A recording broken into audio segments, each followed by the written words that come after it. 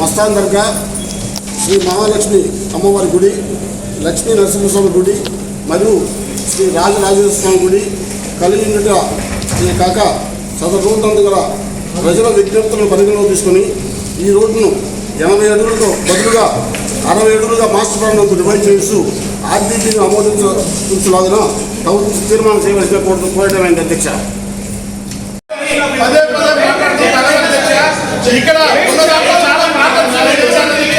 కావాలంటే వాళ్ళు ఇచ్చేసుకోవచ్చు అధ్యక్ష, అంతేగాని అవసరం లేదు అధ్యక్ష. 25 అంశాలు రాటిఫై చేసుకోబోతున్నాం అధ్యక్ష.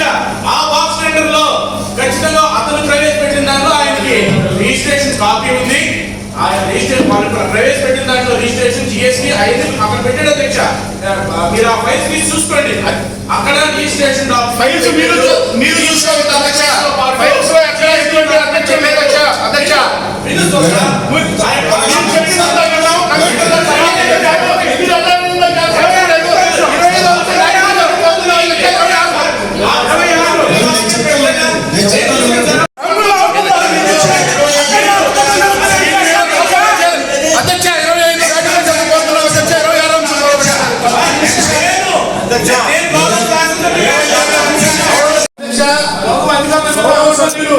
ఎక్కడన్నా జరిగితే చెప్పాలి కానీ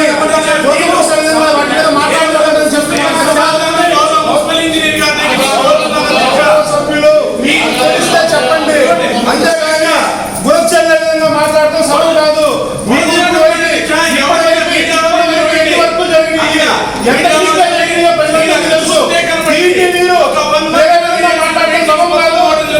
అధ్యక్ష దయచేసి సభ్యులు గౌరవంగా మాట్లాడాలని కోరుతున్నాం అధ్యక్ష. ఇట్లా మాట్లాడుతూ సమం కాదు అధ్యక్ష. ఇన్ని లక్షల రూపాయలు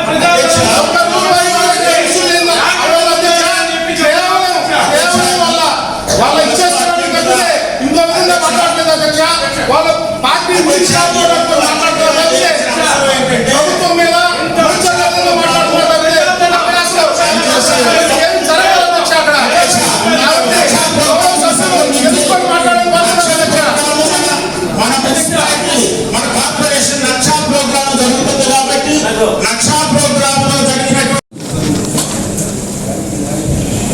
అజెండా గౌరవ సభ్యులు చిన్న సంబంధించి అంశం నెంబర్ 48, 73, 81, 88లో చిన్న ఎరాటా ఉందంటే గౌరవ సభ్యులందరూ కూడా దీన్ని పరిగణలోకి తీసుకోవాలని కోరుతున్నాం. ముందుగా తర్వాత అజెండాలో అంశం 1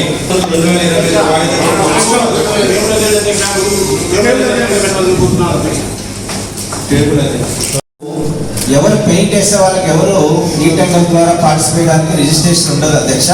సో దానివల్ల ఈ 2 అంశాలను దృష్టిలో పెట్టుకొని అత్యవసరంగా 50 కోట్ల ఇన్సెంటివ్ మనకు వస్తుంది కాబట్టి ఎమర్జెన్సీ కింద మనకు ఎలాంటి ఈ ప్రొక్యూర్మెంట్ పిలిచే పరిస్థితి లేదు. ఎందుకంటే పెయింటింగ్ వేసే వాళ్ళకు రిజిస్ట్రేషన్ ఉండదు కాబట్టి ఆ విధంగా మా ఎంఈ గారు ఆ టెండర్ అర్జెంట్గా పిలిచి మనం, ఎందుకంటే మనకి 50 కోట్ల ఇన్సెంటివ్ వస్తుంది. ఇప్పుడు దాదాపు పేపర్లో దాన్ని చాలా పారదర్శకంగా పేపర్లో యాడ్ కూడా ఇచ్చి ఈ టెండర్ పిలవడం జరిగింది.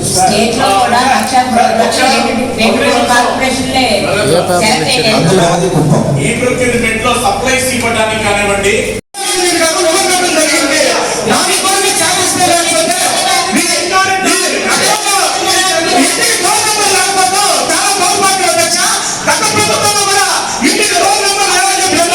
అదేవిధంగా టౌన్ ప్లానింగ్ అండ్ ఎల్టీపీ ఎవరైతే కలెక్ట్ చేశారో వాళ్ళందరూ కూడా మనస్ఫూర్తిగా సభ్యులందరూ తరఫున వాళ్ళకి అభినందిస్తున్నాం.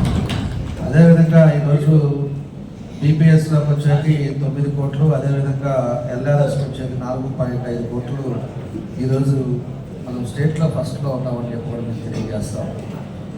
దాంతోపాటు ఒకసారి మీ ద్వారా ప్రజలకు కూడా తెలియపరచాల్సింది, మనకి బీపీఎస్ మార్చి 11 వరకే టైం ఉంటుంది. దాన్ని కూడా ఇంకా ఎవరైతే చేసుకోవాలన్నారో వాళ్ళు ఖచ్చితంగా డీవియేషన్ ఉండేదంతా కూడా రెగ్యులరైజ్ చేసుకోండి. తర్వాత మళ్ళీ ఈ స్కీమ్ ఉండదు. మళ్ళీ తర్వాత వచ్చి మీరు బతిమలాడి ఓల్డ్ ఏజ్లో కడతా ఉన్నా కూడా ఇప్పుడంతా ఆన్లైన్ సిస్టము ఇబ్బంది వస్తుందని చెప్పి మీ ద్వారా కూడా ప్రజలకు తెలియజేస్తా ఉన్నా. అదేవిధంగా ఎల్ఆర్ఎస్ కూడా వచ్చేసి ఏప్రిల్ 24 దాకా టైం ఇచ్చారు. దాన్ని కూడా ఎవరైతే లేఅవుట్లు వేసిన వాళ్ళే కాదు, లేఅవుట్లు ఉన్న వాళ్ళు కూడా ఎల్ఆర్ఎస్ కట్టి రెగ్యులరైజ్ చేసుకోండి.